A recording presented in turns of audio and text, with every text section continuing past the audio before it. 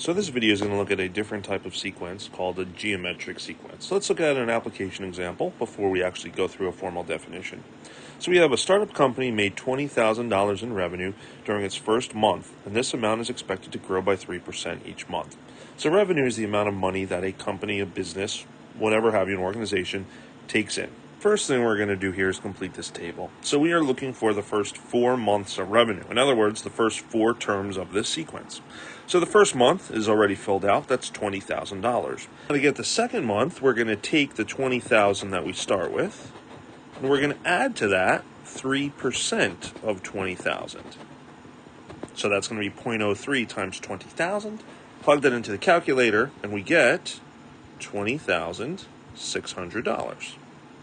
Now let's do month 3. So now to get month 3, we're going to take month 2, so that's 20,600, and then add to that 3% of 20,600. And that's going to give us, plug it into the calculator, 21,218. And then finally to get month 4, we're going to take month 3, so that's 21,218, and then we're going to add 3% of 21,218, and that's going to give us 21,854.54. And those are our first 4 months. If we wanted to write this out as a sequence, we would put our brace, then we would do 20,000, then we would do 20,600, then we would do 21,218, then we would do 21,854.54, and that would be our first 4 terms of the sequence. What you'll see out to the right side now is actually a graph of going up to 32 terms in this sequence. And you'll notice that this does not look like the arithmetic sequences that we did previously. This does not have a constant slope, and you could tell that because if I was to look at the distance between month 6 and month 8, that is not the same as the distance from 30 to 32. The 30 to 32 is a much larger distance than the 6 to 8. So when we start thinking about it and we look at the question here is the revenue increasing by the same dollar amount each month, and how do you know? Well, there's the obvious way to say no, and that is to actually subtract, right? So if I did 21,218 minus 20,600, so in other words, month 3 minus month 2, that is not the same as month 2 minus month 1. So it is not increasing by the same dollars. And we could tell that visually on the graph by seeing that it is not a line. So because of that, there's not a constant rate of change that every month it's increasing by. So those would be the 2 reasons that we could tell that it is not increasing by the same amount, whether by doing subtraction between consecutive months or looking at the graph and noticing that it does not form a straight line. And if I was to connect them, I'll try my best here, you could see that that does not form a straight line. It's a curve, right? This we're going to study later on as something called an exponential function. This is an exponential relationship as opposed to a linear one. So this is an example of something called a geometric sequence. In a geometric sequence, the ratio between consecutive terms is constant. This is called the common ratio. The common ratio we typically denote by using the letter R. And the notation is still the same. So this is an explicit formula. A sub n is the nth term. A sub 1 is the first term, and remember that little subscript tells you the index, that is the term order. The term that has an index of 1 is the first term. Terms that has an index of 5 is the fifth term. Then we take R, which is our common ratio, and we raise it to the n minus 1 power. So these numbers get really, really big potentially depending on what your n's and your r's and your first terms are. So let's just go back up to the table. Let's look at what happens when we divide consecutive terms. So I'm going to use a little notation here just so you get comfortable with it. If I was to take a sub 2 and divide it by a sub 1, that's really saying to take the second term and divide it by the first term. So in your calculator, if you plugged in 20,600 over 20,000, you get 1.03. Now let's do A3 divided by A2. And if you once again go onto your calculator, do 21,218 over 20,600, you get 1.03. And that's super important because if I divide any two consecutive terms in a geometric sequence, I should get the same number. This number, 1.03, that is our common ratio, which in our formula is R. So what we could do now is we could actually write an explicit equation that describes our sequence. So A sub n, that's in our case the revenue for the nth month, is equal to the first term, so that's going to be 20,000, times the common ratio, which is 1.03, to the n minus 1. And now for question 4, if this pattern continues, what will the revenue be after 12 months? So what that's basically asking me to do is to find the 12th term. So A sub 12 equals 20,000 times 1.03 to the 12 minus 1. Which in turn gives us, if you plug it into the calculator, 27,684.68. Let's look at this next application. After 1 hour, a culture of bacteria contains 200 microorganisms. From then on, it doubles every hour. Write the first 4 terms of the sequence. So let's list it out. Brace. First terms, this is the first hour, is 200. From then on, it doubles. So then after another hour, it goes to 400. Double it again, 800. Double it again, 1600. So using our sequence notation, A sub 1, that's after 1 hour, there's 200 bacteria. A sub 2, after 2 hours, there's 400 bacteria. A sub 3, after 3 hours, there's 800 bacteria. A sub 4, after 4 hours, there's 1600 bacteria. So what is the index of the term 800? That's the little subscript. That's, in other words, where does this number fall within the sequence? Well, n is equal to 3. So in other words, it's the third term. So for C, it's saying to find A6. So in reality, that's asking us to find the 6th term. So a couple different options I could go here. I can continue on with this sequence, because if I know 1600 is the 4th term, I'm pretty close to finding the 6th. So if I did times 2, that's 3200. That's the 5th term. And then to get to the 6th term, I just do times 2 again, and I get 6400. That's one option. Another option is to use the explicit formula. So A sub n is equal to A sub 1 times r to the n minus 1. A sub 6 is equal to the first term, which is 200, times the common ratio, which is 2, to the 6 minus 1. So in other words, this is 200 times 2 to the 5th, which is 200 times 32, which is 6,400. So to answer part D, how many bacteria will there be after 6 hours? Well, that's the 6th term. So there are 6,400 bacteria.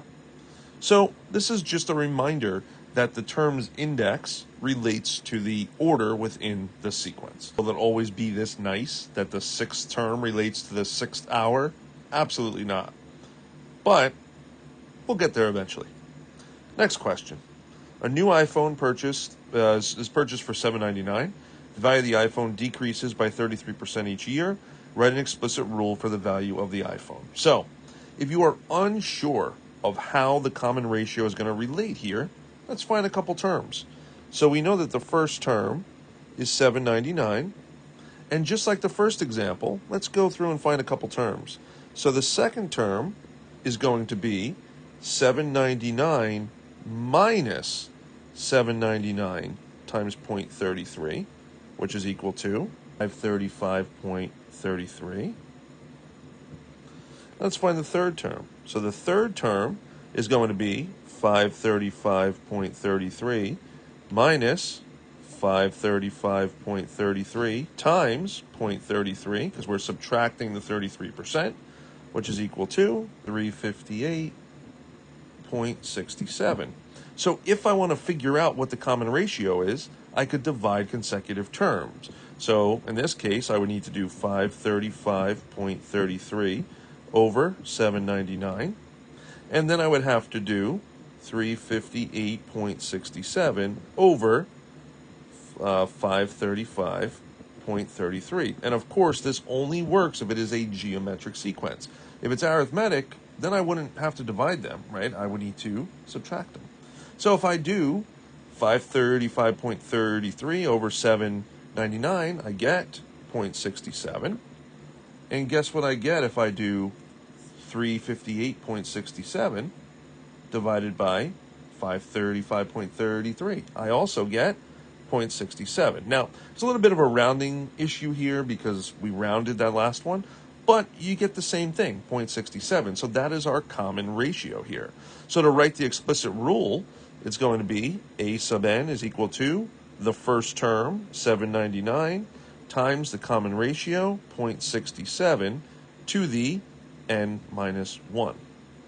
So how much is the iPhone worth 5 years after it's purchased? A sub 5 is equal to 799 times 0.67 to the 5 minus 1, which is equal to 161, pretty much even, so $161. Okay. Now, I will just give you a little shortcut here.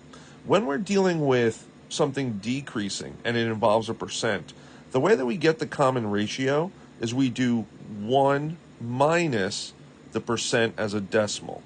So in this case, we would do 1 minus 0.33. That gives us 0.67.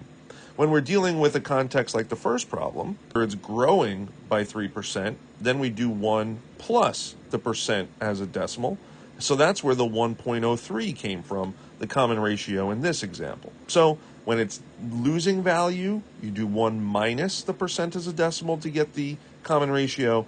If it's growing by a percentage, you do 1 plus the percent as a decimal to get the common ratio. Now let's just end with a couple determining whether or not a sequence is geometric or not, and if it is, write the nth term formula and find the fifth term. Remember, nth term formula is just another way of saying explicit formula.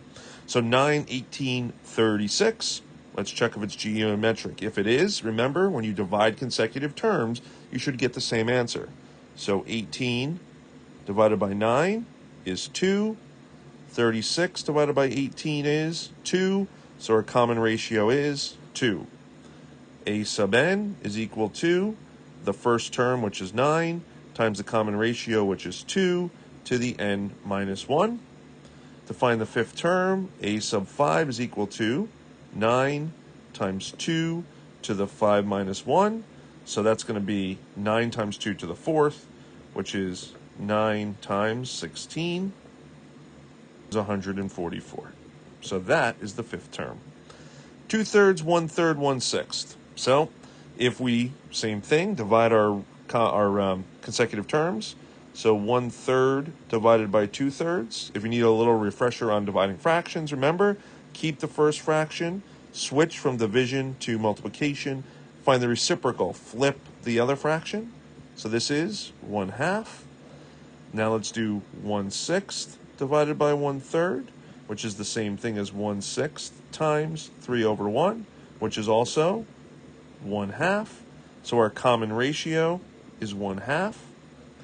A sub n is the first term, which is 2/3, times our common ratio, which is 1/2, to the n minus 1. So then to find our fifth term, a sub 5 is equal to 2/3 times 1/2 to the 5 minus 1. So then that's going to be 2/3 times 1/2 to the fourth.